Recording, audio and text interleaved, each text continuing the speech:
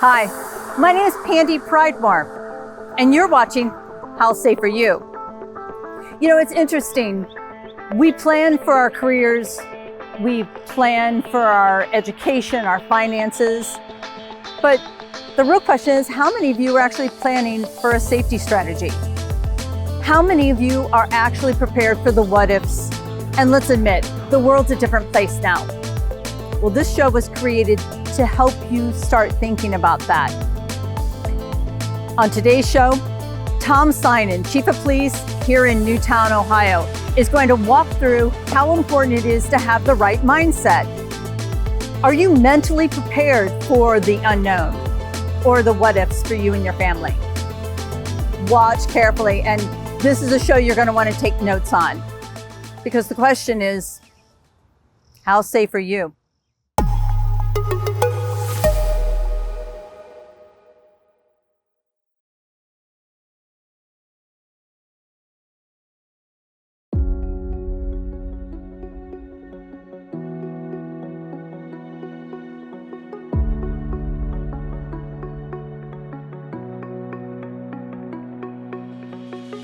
Mindset is, well, first of all, the mind is the most important tool we have when it comes to a critical incident. So mindset is my mind prepared to deal with a critical incident? And you have to think about, mindset is not just situational awareness. You hear that constantly from people, be situationally aware. What it really is about, can I control fear? Can I control stress? Did I have enough planning that my mind is calm enough to go through a checklist or take one thing off a checklist in a critical incident?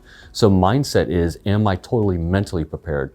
We often think about the body being physically prepared, but is your mind actually prepared? So that's what mindset is. Am I prepared for a critical incident? Am I prepared for a stressful incident? Am I prepared for something that may cause fear? I'm playing scenarios in my head when I go out to eat dinner. I'm thinking about when I walk into a restaurant, what does the restaurant look like? Who are the people around me? Where is the exits? And one of the things people don't think about is, where's the kitchen? And whenever I ask people about the kitchen, they can say, well, what's so important about the kitchen? That's where all the knives are. And I say, no, a kitchen has an exit door. So if something happens bad enough that I need to leave the building, I can get out of there. So that planning is nothing. It doesn't have to sit there and you don't have to get blueprints from people. You don't have to prepare the entire building. You don't have to be like SWAT and get overhead views of anything.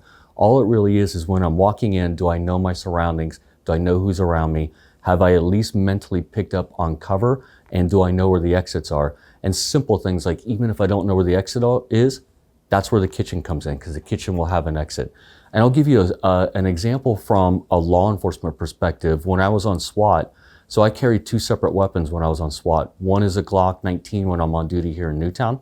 When I was on SWAT was a 45. Now it doesn't seem like it's a big deal, but it really is, because on the 45 I had a safety.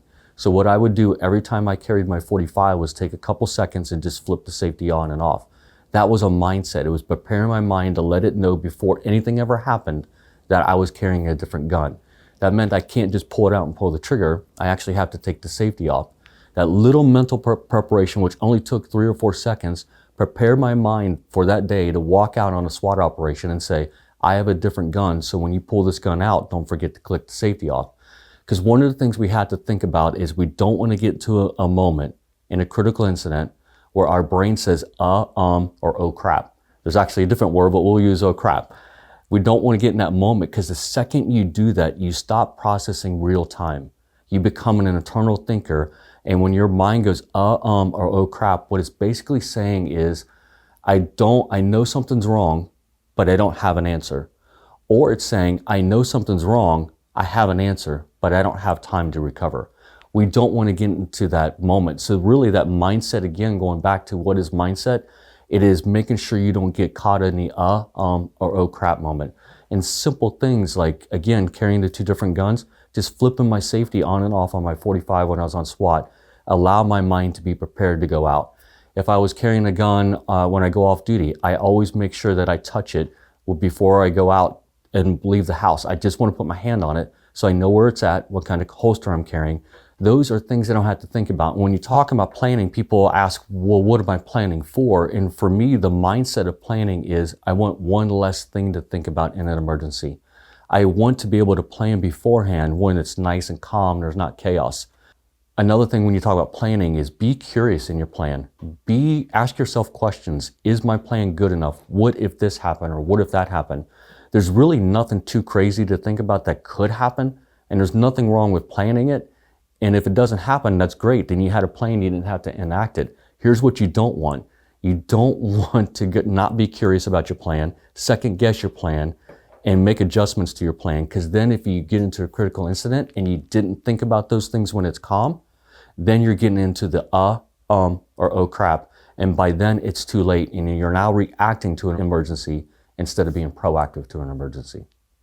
So one of the things we have to think about is a lot of times where people are concerned that I'm going to offend somebody. Let's say you're walking through a parking lot late at night and someone comes up. Make sure that you have boundaries. You're worth protecting. You have self-worth. Make sure that someone doesn't take advantage of you. And part of that is making sure that I'm setting up a personal space, a boundary where I'm not going to let people come into that space. Because here's the thing. Action always beats reaction. If I have to react to something, I'm too far behind. So if someone was approaching me and I felt like I had to be nice or I didn't want to offend them and I did not set boundaries, by the time they get into my space, now whatever they're going to do, I'm reacting to it. And no matter what plan I had, I will not have time to react. So what a boundary does, it kind of sets a little bit of a perimeter, a safety perimeter around you.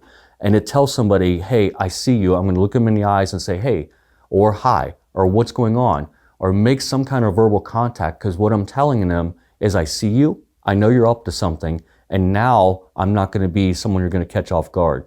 You're going to have to now react to me.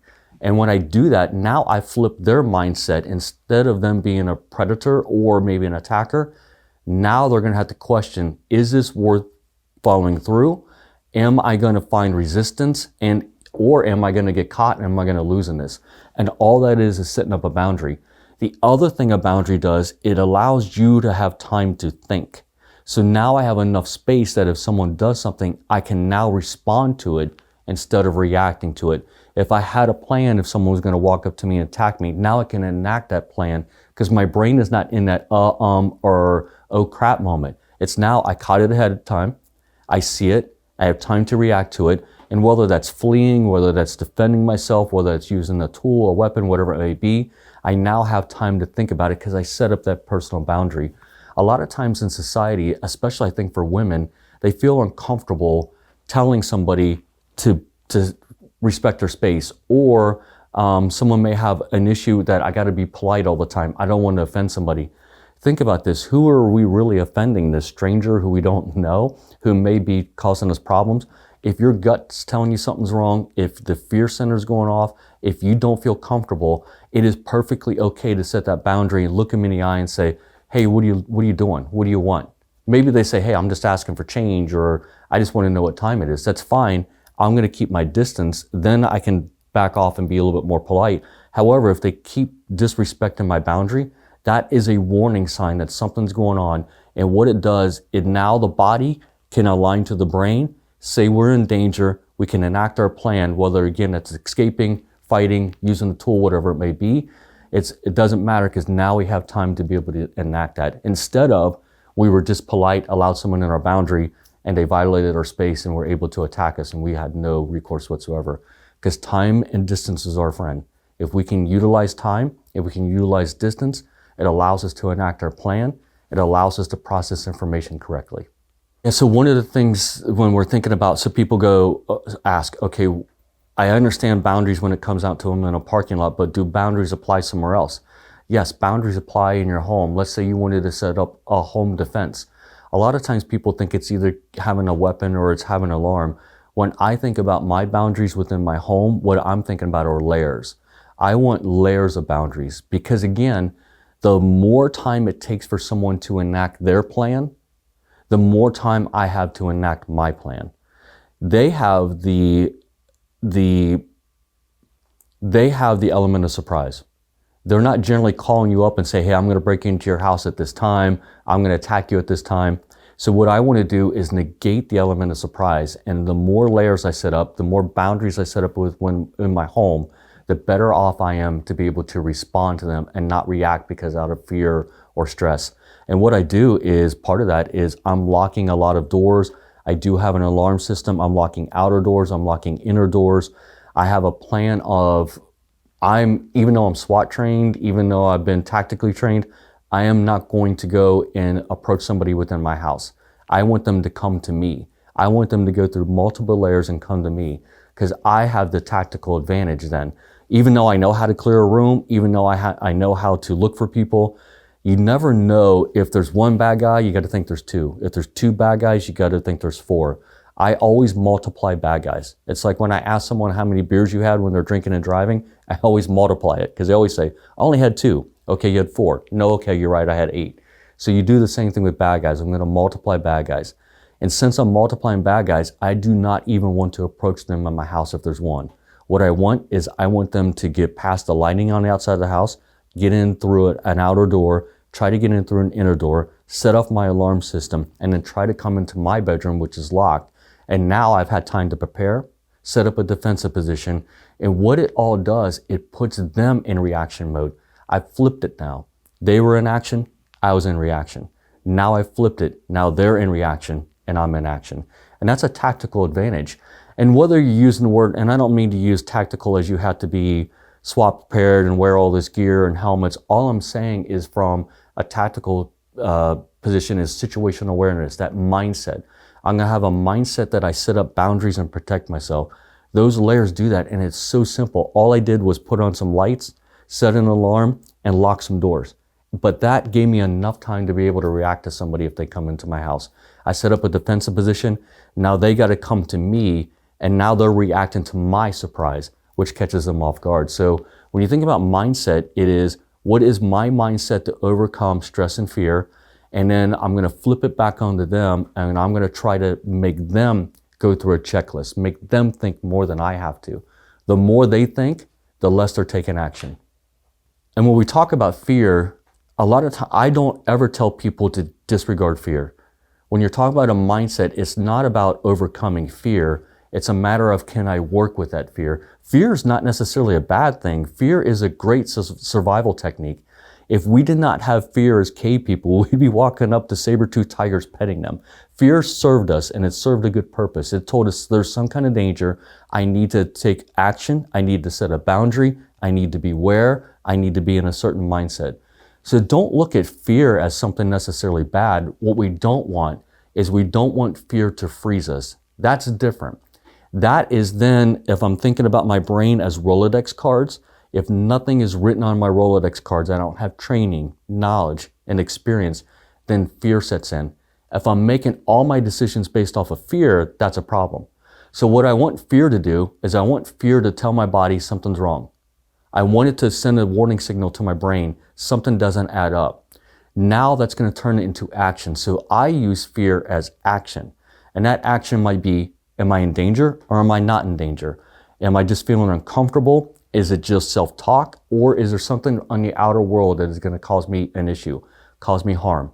And if that's the case, then I'm going to enact my plan, because now fear is not going to make my decision. Now my planning is going to make my decisions. And then I'm going to be able to react to the outer world instead of the inner world. And here's what happens when it comes to fear. And I liken it to, you have two worlds. One is your inside world, that you're thinking what's happening in your brain. The more time you spend in your head, the less time you're spending in the outside world. The outside world is where the real world events are happening. And if you can't react to them, then that becomes a problem. And that's when you get caught in the or oh crap. So what I want to do is, I want to use fear as a signal that I need to take some sort of action. I then want to enact my plan. I want my Rolodex cards not spinning blank. I want them to be something that I've trained over and over and over again, in permanent marker. And when it becomes permanent marker, then I can take action. Now what I'm going to do is, if my action didn't work, I'm going to continue to use that fear and say, wait a minute, I'm still not out of danger yet. Then I'm going to use that fear to continue to enact a plan, do a different plan, or adapt or overcome from that plan. So fear is not bad.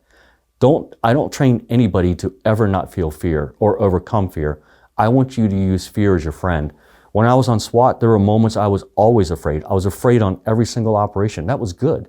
The fear told me that, yes, there's danger, but I've been trained, and there's a whole group of people that have been trained. So I can use that fear and turn it into something good, some sort of action, and then be able to carry out my plan. And that's really how you overcome getting caught off guard. That's how you work through a critical incident. That's how you survive a critical incident. It's not overcoming fear. It's making fear my friend and allowing it to use that energy to become action. Thank you for watching. We'll be right back after these messages.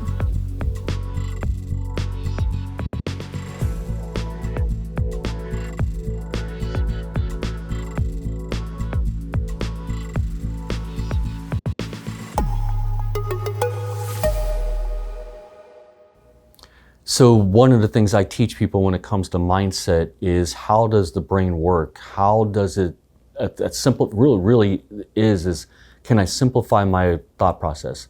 And a way to do that is a technique called the OODA loop, and it was developed by Colonel Boyd, Colonel Boyd was this fantastically intelligent person in the Air Force in the Korean War. And at that time, the Americans were getting shot down left and right by the North Koreans, and they thought it was technology, that the advanced plane of the MiG was so advanced in the first generation Air Force, United States Air Force Sabre plane. And really what it was Colonel Boyd was watching dogfighting back then and developed this process of a reoccurring decision making. And what he realized, that all human beings are going through this reoccurring decision making thought process, what he described as the OODA loop, OODA. And what that stands for, that first part is observe. So you are, as a human being, in order to develop what's happening on the outside world, your thought process, you have to take information from the outside world. So how do you do that? You use your senses. My eyes, ears, smell, touch, it's all my senses are processing the outside world. That then goes into what Colonel Boyd called the orient stage. I call it the brain's database. It is everything you've ever learned from the time you were born until today. The only question is, how many times did you repeat that particular incident? That's how long it takes for the brain to actually bring it back up in an incident. So I describe the orient stage as 2 Rolodex cards, and a lot of people say, well, wait a minute, we don't use Rolodex cards anymore, especially when I'm teaching younger generation, and I agree. They say we have iPhones, we have iPads. And I tell them, true, but our brains and our eyes and our senses, ears, all that do not work like an iPhone. What they work like is a Rolodex card. They don't have an AI processor. What they're doing is taking information and it's going into that orient stage, that Rolodex card, and the first one spinning saying, what do I have? Let's say that you go up and you touch the door in your bedroom and it's hot and you see smoke coming through the bottom of the door. Now the brain's second Rolodex card is going to go, okay, wait a minute, I think I got a fire in my house. Do I need training, knowledge, and experience to deal with that fire? That second Rolodex card spinning, trying to find it. Let's say that you, as a 5-year-old, were taught to drop and roll when it comes to fire. But that was 40, 50 years ago. If it's only written in pencil, it's going to take time for your brain to go through the Rolodex cards and find that. That may not be the best response. So when we're talking about mindset, planning, and training, what we're talking about is, did we do it enough to have the Rolodex card not blank, not just written in pencil, not just written in pen, but can we have that Rolodex card written in permanent marker? That's when things become automatic. Now I know hot door, smoke coming through, fire. I already had a plan. I have a ladder out my back window. I'm going to drop that ladder. I'm going to get out of the house by the back ladder. Because I had practiced, I thought about it, I trained on it, and I wrote it in permanent marker on my Rolodex card. When I do that, then all of a sudden I can respond to critical incidents much more efficiently and much more effectively. Although I still feel stress and fear, I'm not making decisions based off of that because my Rolodex card is not blank. When you talk about any specialized team, whether it's SWAT, SEAL team, Delta team, all these teams, that's what they're so good at. They practice, they become experts over and over and over again. We would practice room clearing on SWAT hundreds, if not thousands of times. So then when we got into a house, you didn't have to think about how to clear a room. All you were thinking about were my danger areas, where are my people, where are the potential threats, and then I could just process less information. And that's because we wrote it in permanent marker on a Rolodex card. So then the brain goes, okay, I've identified a problem, I have a solution, I'm going to make a decision to do it, I turn that decision into action. So we've gone through OODA. So we've gone through the simplified thought process, taking information from the outside world with our senses, observing, orient stage, our 2 Rolodex cards. We made a decision off of it. Now we turn it into action. So here's really the key to the OODA loop in any kind of critical incident is I'm going to loop back to make sure that my decision and my action worked. Because if I only planned one thing, I don't have a plan B, I don't have a plan C, I didn't think that something else could happen, then what ends up going on is once I go through my whole decision making process, I turn it into action. If it doesn't work, guess what I'm going to do? Or oh crap. Now I'm back in that scenario. What OODA loop teaches us is that action may not work because the situation may be fluid, our information may have changed, our situation may have changed. So what I'm going to do is I'm going to loop back to the observe stage and ask myself, did my actions resolve the problem? If they didn't, I'm going to go back to the OODA loop process again. First Rolodex starts spinning. What do I have? Identifies it. Second Rolodex starts spinning. Do I have training, knowledge, and experience to deal with this? Yes, I had a plan B. Make a decision, turn it into action. I use plan B and I loop through, and next thing you know, I solve the problem. And let me give you a real world incident where this happened. 9/11, Rick Esposito is a security guard for Stanley Dean Winter. He was there in the towers on the first time when the bombing under the garage happened. And he went back and with some of his consultants and thought about where will the next attack happen? He was convinced there'd be another attack. One of his friends is a pilot. He happens to have a flight simulator. He says, hey, let's just try this. Can you fly a plane into the towers on a simulator? He goes, I don't know, let's try it. They fly a plane into the simulator or on a simulator into the towers. And next thing you know, Rick Esposito says, this is how they're going to attack again. He goes to all the executives of Stanley Dean Winter and says, hey, this is how they're going to attack. Let's plan for this and practice it. And what do you think they said? They're a $1 trillion company going, man, we haven't got time for this. It's probably not going to happen. And he says, so let's say we practice and we plan this and nothing happens. What are we out? And they said, you know what? That's the good point. So every 3 months they would practice, including the CEO. Then all of a sudden, what they did with practice and training, they always plan for plan B, a plan C.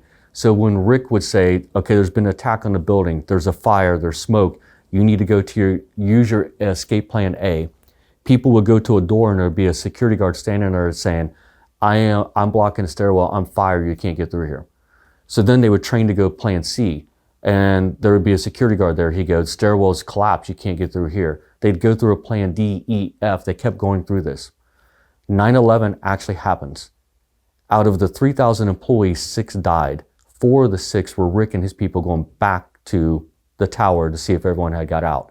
And what you hear each person talk about was, in interviews, when the planes crashed, they tried to get out, they went to a stairwell and it was blocked by fire, and the reporter asked them, well, did you panic? Were you stressed? Because, I mean, I would be terrified if I went to my escape route and it was blocked. And they said, oh no, we practice this constantly. We practice for a fire. So I went to my plan B and I went to the next stairwell. Well, did you get out there? No, it was just like training. It was collapsed. I couldn't get through there.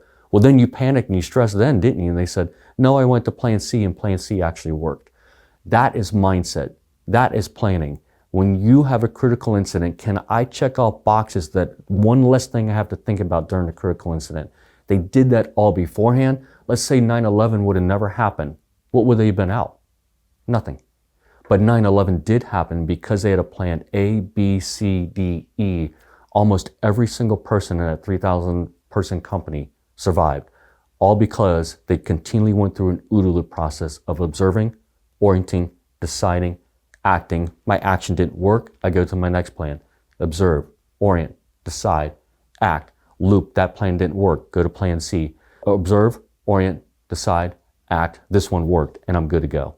So that's really what the OODA loop is all about, is can I use that in a critical incident to simplify my thoughts, to work through that incident, not fearless, but with enough fear to take action, but calm enough to use my brain and think through the whole process. So there is a physiological response to fear, and that is I'm going to be releasing testosterone, cortisol. I'm going to have red blood cells running to the center of my body, because under fear, what your brain needs to survive is blood and oxygen. So it's going to try to keep its heart and the lungs going. So all the blood, red blood cells, white blood cells, going to the center of the body. Because here's the thing about fear. The brain doesn't know whether fear is real or perceived. It's going to react the same way. And I tell people, if you're afraid of public speaking, what are the symptoms of public speaking? You feel like you're going to pass out, you're going to vomit, you're going to pee yourself. You can't think, you can't hear, you can't see. That's the same physiological response to an actual fear event, a life-threatening event. And the same things happening to your body under that fear and stress. It's going to push the red blood cells in there because it thinks if something happens, I want to be able to clot blood. It's going to put white blood cells in there because it's going to want to start fighting infection if something happens. It's going to pump cortisol, it's going to pump testosterone, adrenaline, all those fight or flight hormones that tell me I either got to fight through this or I got to escape. Those are all natural parts of the body that you shouldn't fight, you shouldn't try to get rid of. Here's the thing, if no one ever taught you that your body is going to react that way, guess what you'll be thinking about in a critical incident? Your body and how it reacts. And I can tell you from firsthand experience, when I first got on SWAT, I'm a Marine Corps veteran, a police chief, I was considered an expert. My very first raid, I'm sitting in the back of a SWAT van. All of a sudden, my heart is pounding through my chest. I'm having trouble breathing. I'm having trouble seeing, having trouble hearing. I can't feel my hands or my feet. And I'm sitting there thinking, wait a minute, why am I under so much stress and fear? Really what it was my brain knew I was going into the unknown. So I became an internal thinker, and I actually messed up on my very first operation. I couldn't even really get to the house. I was jumping out of the van before it was supposed to stop, and stopping at red lights, I'm jumping out. People go, what are you doing? Because I ended up going to becoming an internal thinker. I reacted to the stress in my body. It made my mind think that this is something dangerous. I got wrapped up in that, and I lost track of the outer world and time and space. So then I started making decisions out of fear. So what I recognized was I don't want to get rid of that reaction in my body because that'll ultimately keep me alive. I want the blood to flow through there. I want the white blood cells there. I want that adrenaline, cortisol, testosterone. I want those things. So what I did now is I always felt the same fear in my body in that SWAT van, every single operation. But this time I thought, fear's a good thing. Where am I? I go back to the first letter of the OODA loop, observe. What do I hear, see, feel, and taste? I'm sitting in the back of a SWAT van. I see all these type A personalities, all their guns. I'm perfectly safe with these guys. I train these guys. This fear is a good thing. It's telling me there's something dangerous, which means I should be alert. It means I should rely on my training. It means that I should stop thinking internally and become an external thinker so I can react to the outer world. So that stuff happening to the body, if no one ever told you that was normal, you're going to sit there and think about, man, my heart is pounding through my chest. I may have a heart attack. I can't feel my hands or feet. How can I run if I can't feel those things? What we want to be able to do is say that's normal, that's okay, that is fear, and fear can be your friend. It is literally a signal of energy in your body telling your brain there is something we should be worried about. Do we have a plan? How do we adapt through this? And how are we going to make it through it? So then it becomes your friend, and if you've done the training, you've done the planning beforehand, if you simplify your thought process with the OODA loop, observe, orient, decide, and act, and if you think about no matter what happens, I'm going to keep looping through, you can handle any kind of critical incident. Rick Esposito and those with Stanley Dean Witter did the same exact thing because in that training, they all felt that fear, but they were able to plan. And because they planned, they were able to go to a stage B, a stage C, a stage E. They were all prepared, and almost every single person survived because of that planning, recognized fear was their friend, and having the ability to think in calmness through the chaos. My final advice would be plan before you ever go out, and plan for that critical incident before it ever happens. And when you're planning, be curious, question your own plan. Make sure you find those gaps and fill in those gaps. What you want is one less thing to think about in a critical incident. The other thing I would think about is making sure that your Rolodex cards have something written on them. Not just pencil, not just pen, but practice your plan enough that it's in permanent marker. If you never have to use it, that's fine. It's just one Rolodex card that's got a permanent marker on it. The other thing I would say is don't be afraid of fear. Fear is telling you I need to take some sort of action. If you can plan, have one less thing to think about in a critical incident, and if you can look at fear as your friend, then generally you can make it through a chaotic situation, a critical situation, or a situation that is dangerous.